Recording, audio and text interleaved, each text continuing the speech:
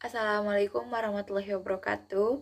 Perkenalkan kami dari kelompok 7 dengan anggotanya saya sendiri, Rima Susilawati Rahmasyami, dan teman saya, Bapak Sofia Tunisa. Di sini kami menjelaskan tentang strategi pembelajaran berdasarkan pusat minat atau area. Saya Bapak Sofia Tunisa dari kelompok 7 akan menjelaskan sedikit mengenai strategi pembelajaran berdasarkan minat. Apa itu strategi pembelajaran berdasarkan minat? Strategi pembelajaran berdasarkan minat merupakan pendekatan pembelajaran yang berpusat pada anak. Jadi kegiatan pembelajaran di mana kegiatan pembelajaran ini sesuai dengan minat anak. Kegiatan pembelajaran ini berupaya untuk mengembangkan seluruh aspek-aspek perkembangan pada anak. Aspek-aspek perkembangan anak itu ada 5. Yang pertama, aspek bahasa, aspek kognitif, aspek fisik motorik, aspek sosial emosional, dan aspek agama. Jadi, pembelajaran ini berupaya untuk mengembangkan kelima aspek tersebut, seperti dalam hal aspek fisik motorik, yaitu berupaya untuk mengembangkan otot-otot anak, seperti anak melakukan kegiatan olahraga, menanjong bola, melempar bola, ataupun yang lainnya. Kelas dalam pembelajaran berpusat pada anak ini menekankan pada 3 prinsip. Yang pertama, pembelajaran aktif. Aktif di sini jadi tidak hanya guru yang aktif, tetapi anak juga aktif. Anak juga aktif akan menanya, menjawab, ataupun hal yang lainnya. Lalu prinsip yang kedua yaitu menekankan pada individualitas pengalaman. Maksudnya, jadi pembelajaran anak ini diambil dari pengalaman-pengalaman sendiri yang dilewati oleh anak tersebut. Setelah itu, anak bebas memilih kegiatan yang ia minati. Yang ketiga yaitu peran keluarga, di mana peran keluarga ini berpartisipasi untuk mendukung kegiatan yang dilakukan anak ini. Jadi jika kita melakukan ketiga prinsip tadi, maka akan membuat kelas itu menjadi nyaman dan akan menjaga keharmonisan antara guru dan orang tua. Selanjutnya yaitu bagian kedua, model pendekatan pembelajaran berdasarkan minat. Dalam pembelajaran berdasarkan minat ini terdapat beberapa model yang sudah dikenal oleh lingkungan masyarakat, yaitu ada 5 model. Yang pertama, model pendekatan Montessori. Model pendekatan Montessori hanya berlaku pada anak yang berusia 6 tahun ke bawah. Jadi, anak yang berusia 6 tahun ke atas tidak diperbolehkan memasuki model pendekatan ini. Peran guru di sini sangatlah ketat dalam menjaga anak dan mengeksplorasi cara bermain anak, sehingga anak merasa tidak bebas dalam kegiatan bermainnya dan mengakibatkan imajinasi anak itu tidak berkembang. Selanjutnya yang kedua yaitu model pendekatan Bangsrit. Model pendekatan ini menekankan anak pada bermain. Maksudnya, jadi anak bebas untuk bermain, baik dalam pembelajaran ataupun di luar pembelajaran, sehingga anak tidak merasa jenuh, bosan, dan akan membentuk pembelajaran yang menyenangkan. Lalu, pada model ini anak aktif tentang dunia mereka sendiri, yaitu aktif dengan cara berinteraksi dengan lingkungan sekitar, dengan temannya, dengan guru, dan orang lain. Lalu peran guru di sini yaitu menjadi pengamat dan fasilitator. Pengamat di sini yaitu guru mengamati bagaimana anak berinteraksi dengan lingkungan sekitar, dengan teman-temannya, apakah baik apa tidak. Dan guru mengamati apakah tugas tugas yang dikerjakan oleh anak itu susah apa tidak. Dan peran guru sebagai fasilitator yaitu guru harus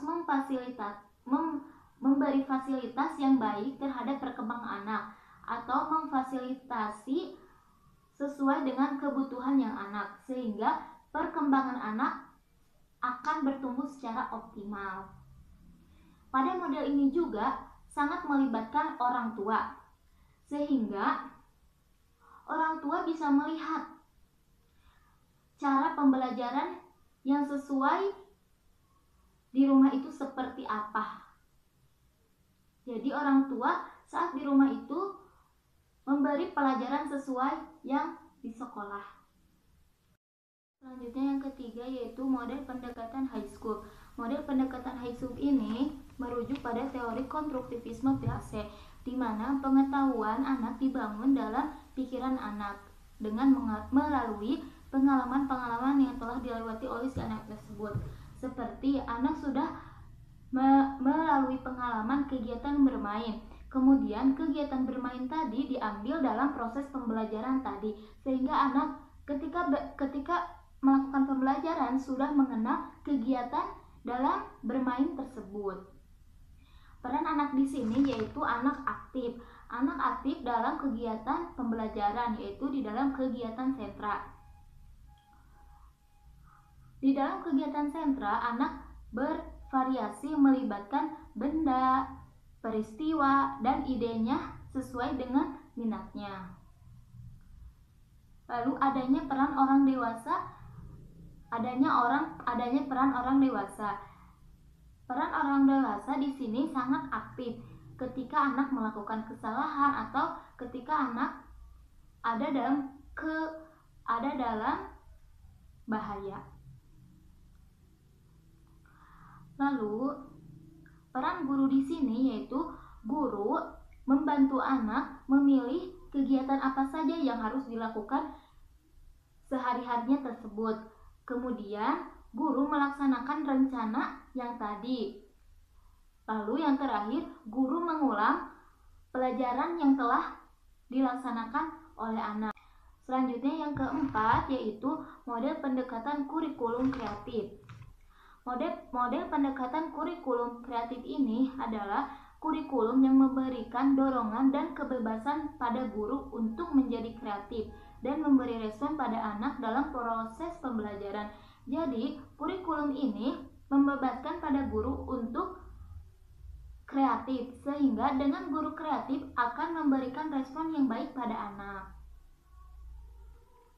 Pada dasarnya, kurikulum kreatif ini menciptakan lingkungan yang bervariasi.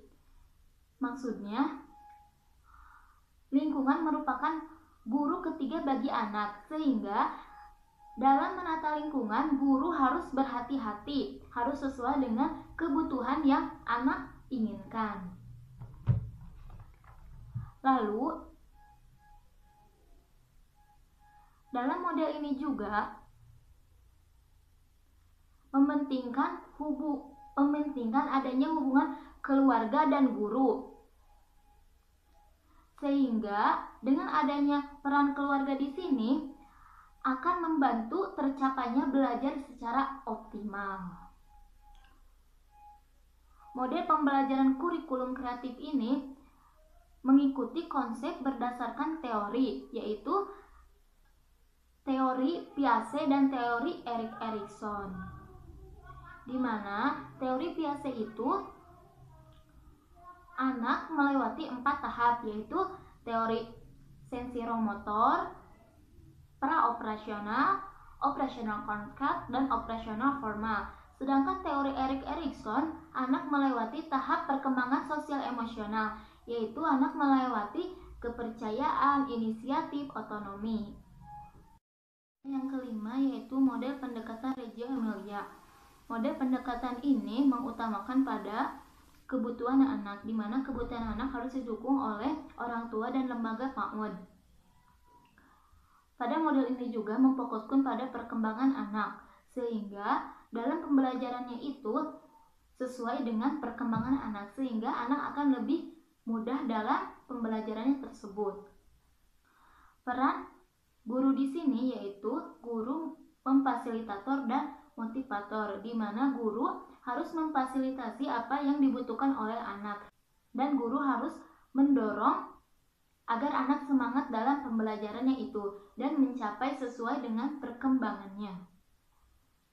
Pada model ini juga adanya peran orang tua, di mana orang tua harus mendukung anak baik di sekolah maupun di rumah. Orang tua dilibatkan dalam merencanakan susunan lembaga PAUD. Pada model ini juga menekankan bahwa setiap anak yang melakukan sesuatu merupakan hasil yang luar biasa. Ya, baik. Di sini saya akan memaparkan tentang langkah-langkah kegiatan pembelajaran pusat minat atau area. Peranan guru itu adalah membantu menyediakan berbagai kegiatan yang menarik di pusat serta mencari material yang menarik pula supaya anak juga tertarik. Namun demikian, ada beberapa pusat yang sebaiknya itu dimiliki di setiap kelas gitu, atau pusat utamanya. Yang pertama ada matematika atau berhitung. Nah, pusat kegiatan itu berisi permainan-permainan yang dapat membantu anak dalam mencocokkan, berhitung, mengelompokkan, dan menciptakan permainan yang mereka sukai sendiri gitu. Nah, kegiatan di pusat ini dapat mendorong kemampuan intelektual anak atau kecerdasannya, terus otot halusnya, motorik halus seperti menulis angka di matematika kan, koordinasi mata dan tangan, dia melihat angka 5 terus dia menulisnya kan 5 gini, jadi koordinasi antara mata dan tangan. Material yang terdapat pada pusat ini ada puzzle, terus papan geometri, balok berpola, cetakan es, kertas telur atau lain-lainnya yang dapat dihitung. Terus yang kedua ada ilmu pengetahuan alam atau IPA singkatannya. Pusat ini tuh mencerminkan langsung minat anak-anak terhadap gejala-gejala alamiah dan benda yang mereka temukan. Guru itu menyediakan suatu tempat di kelas yang kemungkinan anak untuk bereksplorasi atau melakukan percobaan serta memamerkan hasil penemuan mereka. Misalnya saat anak sedang istirahat terus mereka keluar, lalu si anak perempuan tuh membawa bunga, "Bu, aku bawa ini buat ibu, nemu," gitu. Terus dia menyebutkan warna-warnanya, bau bunganya itu penemuan lebih ke alamiah, alam-alam. Terus ada tempat pengenalan bacaan dan tulisan. Pusat membaca dan menulis ini ya pasti berisi buku-buku dan bahan untuk kegiatan menyimak dan menulis. Wilayah ini merupakan tempat yang sangat tenang ya, karena kalau membaca kita harus butuh ketenangan ya, begitupun saat menulis harus butuh konsentrasi. Kalau sekarang kita mendengarkan, biasanya kalau kita lagi menulis terus ada lagu yang lewat suka tiba-tiba ketulis gitu ya kan, jadi harus butuh tempat yang tenang. Tidak hanya melihat buku-buku ya, pastinya anak juga membaca cerita atau menyimak cerita gurunya yang menceritakan dan anak yang mendengarkan, atau anak yang bercerita dan gurunya mendengarkan, serta melakukan kegiatan menulis dengan tenang ya, yang tadi kata saya. Terus material yang terdapat pada pusat kegiatan itu diantaranya ada buku yang pastinya karena menulis kan dan membaca, ada buku-buku bacaan, terus kertas, alat tulis, mainan puzzle abjad dan lainnya yang ada abjad-abjadnya. Terus ada kesenian. Nah, di kesenian ini pasti pusatnya untuk kreativitas ya, mengeksplorasikan kreativitas serta bersenang-senang dengan bahan-bahan baru dan pengalaman fisik. Pusat seni dapat memacu kreativitas yang tadi benar kan, komunikasi verbal dan non-verbal. Terus bisa melatih percaya diri juga, perkembangan motorik halus dan kasarnya juga, serta kemampuan intelektual. Material yang terdapat pada pusat kesenian ini antaranya ada cat ya kan, kesenian untuk bikin lukisan gitu, ada buku gambar, krayon, terus pensil warna gitu. Terus ada drama peran. Drama peran ini membantu anak untuk lebih mengenal kehidupan sehari-hari. Misal mereka mempunyai orang tua seorang dokter. Jadi di drama peran ini si guru sebagai fasilitator itu menyediakan alat permainan dokter-dokteran seperti stetoskop, baju dokternya, suntikan, timbangan, dan yang lainnya. Atau misal sebagai orang tuanya koki menyediakan panci, wajan, celemek, sendok, garpu, piring, pisau, dan lain-lainnya sesuai dengan perannya. Terus musik. Pusat musik ini memberikan kesempatan anak untuk bernyanyi, menggerakkan badan, memainkan alat musik, bertepuk tangan, menari. Itu motorik halusnya ya, sangat bagus di musik. Musik dapat membantu mengembangkan panca indera karena dia mendengarkan ritme, terus dia melihat orang menari, memperkuat otot halus dan kasar. Pastinya tadi ya, di menari bertepuk tangan itu otot halus dan kasar, mengikuti pola serta memacu kreativitas. Material yang terdapat pada kegiatan di antaranya ada gitar, drum kecil, seling, terus angklung, bisa calung, ada calung. Memasak selanjutnya di sini. Nah, pusat memasak ini memberikan kesempatan kepada anak untuk mengalami proses dan reaksi ilmiah, mencicipi makanan, membuat makanan, terus memahami konsep matematika juga ada di memasak ya. Mereka menimbang terigu, menimbang apel, menimbang buah-buahan, menimbang. Ada matematikanya. Kegiatan memasak juga memberikan kesempatan anak untuk bersosialisasi. Aku pinjem ya mangkuknya buat naruh ini, gitu kan, sosialisasi. Terus berbagi sama teman sebayanya. Dan kerjasama juga, misal kalau mereka mau masak adonan yang buat pizza gitu kan, harus dikucek-kucek gitunya kan, harus bener-bener padat gitu. Jadi bantuan dari si anak satu dengan anak yang satunya, jadi ada kerjasama untuk mengaduk adonan pizzanya itu. Terus ada material yang terdapat pada pusat kegiatan ini tuh diantaranya ya tadi peralatan memasak lah pastinya, sendok, piring, garpu, panci, kompor tuh. Terus ada permainan balok. Nah, pusat ini tuh dipenuhi dengan berbagai macam balok bentuk dan ukurannya. Ada yang segitiga, ada yang bulat, ada yang persegi, ada yang prisma, ada yang setengah lingkaran kan.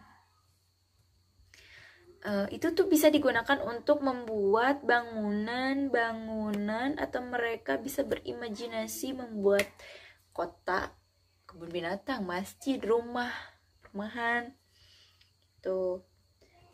Terus melalui kegiatan bermain balok ini, anak juga dapat mengembangkan logika matematika, kemampuan berpikir dan memecahkan masalah, serta daya konsentrasinya.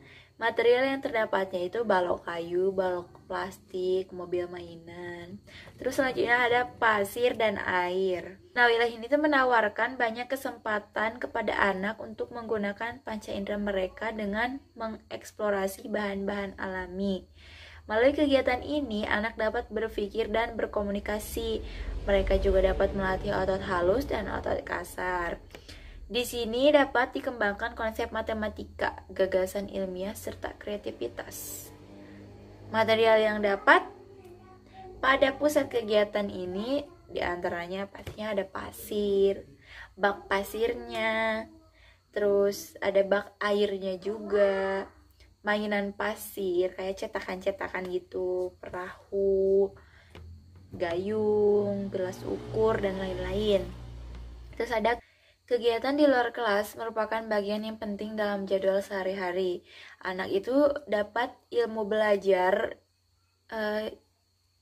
anak dapat belajar ilmu pengetahuan alam ya. Betul, karena sangat alamiah sekali, karena judulnya saja sudah kegiatan di luar kelas. Berarti alami kan?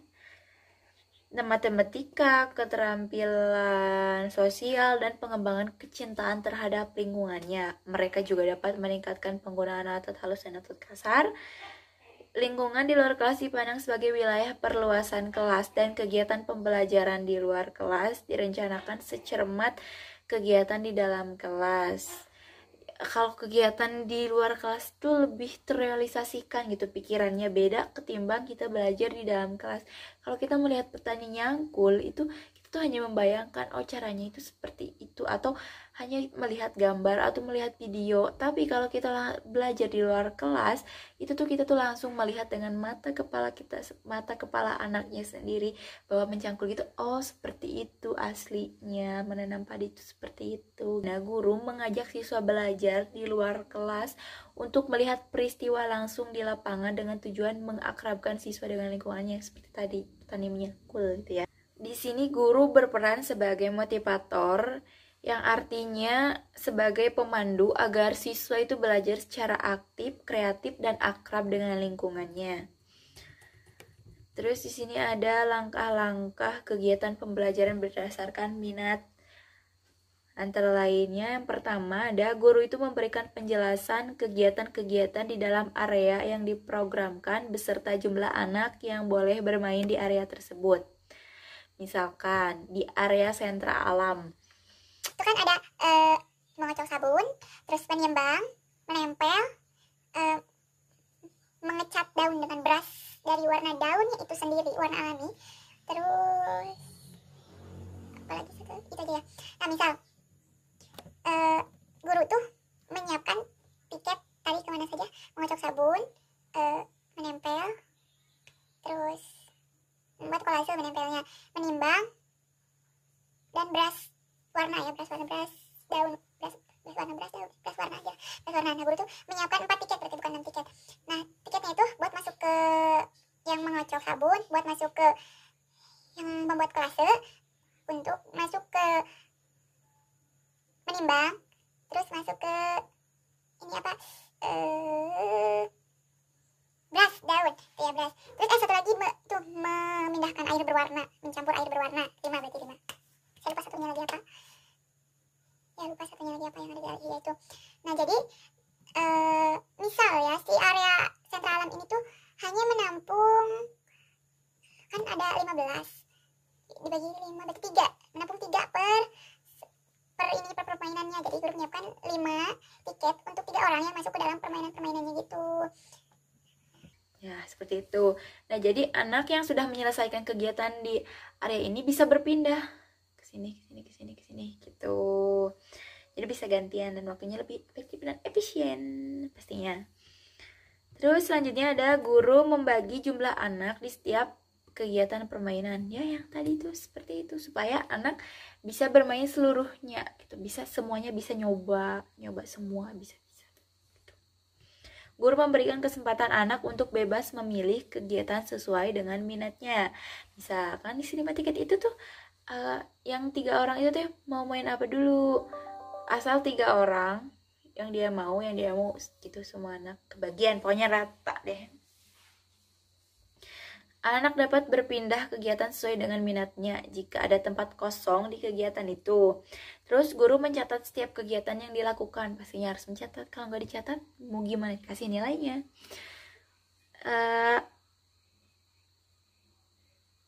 Apabila ada peserta didik yang tidak mau melakukan kegiatan di semua kegiatan yang diprogramkan, maka guru dapat memotivasi. Motivasi itu sangat penting agar anak mau mencoba dan berani. Kalau kitanya gak berani ngajak anak, ayo coba dulu, gimana anaknya. Jadi kitanya juga harus berani. Jangan takut si anaknya nangis lah, pasti. Masa ada guru TK yang kayak gitu kan? Gak mungkin. Terus guru melakukan evaluasi belajar bersama peserta didik. Nah, tadi bikin apa aja? Siapa tadi yang ngocok sabun? Aku nanya gitu kan. Tadi siapa yang bikin kolase? Gimana cara menggunting geometri gitu. Terus gimana menimbangnya gitu, nanya kan. Terus guru memberikan pengakuan dan penguatan terhadap usaha yang telah dilakukan anak. Wah iya kamu keren ya, gini. Terus selanjutnya ada kelebihan pembelajaran pusat minat atau area. Yang pertama ada menggunakan pembelajaran berbasis pada anak. Ya jelas berbasis pada anak, karena objeknya juga itu adalah anak, ya kan? Jadi pasti berbasis pada anak. Terbukti ya, anak itu selalu bisa diutamakan dalam proses pembelajaran karena sudah jelas objeknya adalah anak. Setiap anak bisa memilih kegiatan dalam pembelajaran. Terus lebih sistematik, berurutan. Dilihat dari awal pembelajaran sampai akhir pembelajaran, anak dididik untuk mandiri dan menentukan keinginannya sendiri. Mengutamakan kebebasan anak, di mana dalam sebuah sentra bisa bergiliran main sesuai dengan keinginan anak tersebut, sesuai sentra yang telah dibuka. Misal di main peran, anak bisa bebas bergantian. Kalau sudah anak yang satu melakukan kegiatan ini, gurunya gurunya mengarahkan, gantian ya nak, ini gantian ya, bukan gantian ya, misal namanya gantian ya Mawar, ini Melati mau main, ini kamu kan udah, kamu sekarang gantian main ya sama yang dimainin Melati. Menggunakan ekspresi anak pada kegiatan pembelajaran, guru hanya sebagai motivator, anak dibiarkan berekspresi sesuai keinginannya, kecuali ketika anak memerlukan bantuan. Bebas aja dia mau ngapain, silakan berekspresi sendiri anaknya.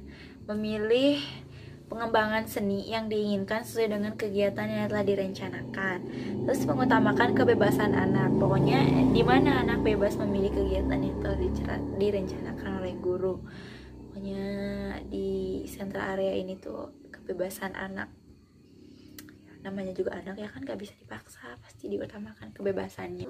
Untuk kekurangan pembelajaran di pusat minat atau area ini, yang pertama adalah hasil ekspresinya itu kurang maksimal, karena setiap anak itu mempunyai pengetahuan dan kreativitasnya masing-masing. Bila anak kurang mampu bila anak kurang mampu berkreasi gambar atau tidak maksimal, itu terbukti dari hasil penelitian karya anak. Guru hanya berperan dalam pemberian motivasi saja.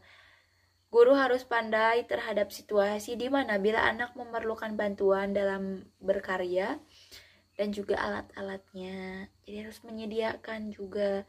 Terus bila guru kurang menguasai teknik, ia tidak dapat mengembangkan hasil karya anak. Maka guru harus pandai terhadap situasi. Pokoknya harus kreatif. Ya itu tadi presentasi dari saya. Kalau tidak dimengerti mohon maaf. Sekian presentasi dari kelompok kami. Mohon maaf bila pasti banyak kekurangan. Kelebihannya alhamdulillah.